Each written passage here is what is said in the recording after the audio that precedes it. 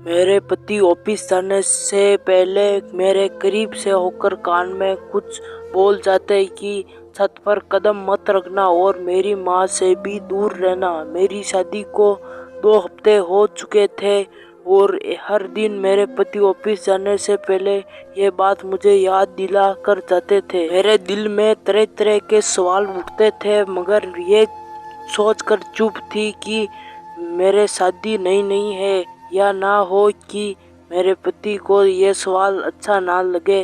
मेरे पति ऑफिस चले जाते थे और मेरी नंद पढ़ती स्कूल चली जाती तो मैं अपने कमरे में चली जाती, लेकिन मेरी सास बार बार बहाने बना कर मेरे पास आना चाहती थी, मगर मैं अपने पति के डर की वजह से दूर दूर ही रहती थी। 2 बजे के करीब मेरी नंद प्रीति स्कूल वापस आ जाती और यूनिफॉर्म चेंज किए बिना ही छत पर चली जाती थी।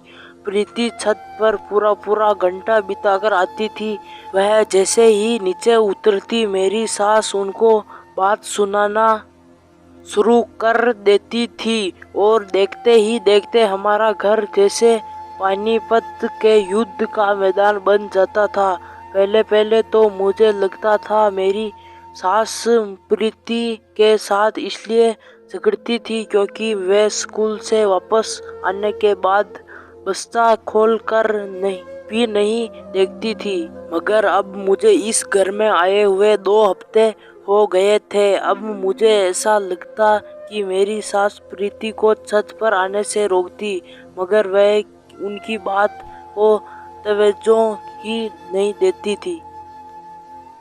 फिर शाम को जब मेरे पति घर आते तो सीधे प्रीति के कमरे में चले जाते। ना जाने भाई बहन घंटे भर क्या मीटिंग कर रहे थे। प्रीति के कमरे से निकलकर वे सीधे छत पर चले जाते और वहाँ भी काफी देर तक बैठे रहते थे। कमरे में बैठी ये सब देख रही थी। शाम गए जब पति मेरे कमरे में आए तो मुंह बसूर कर मैं बैठी थी।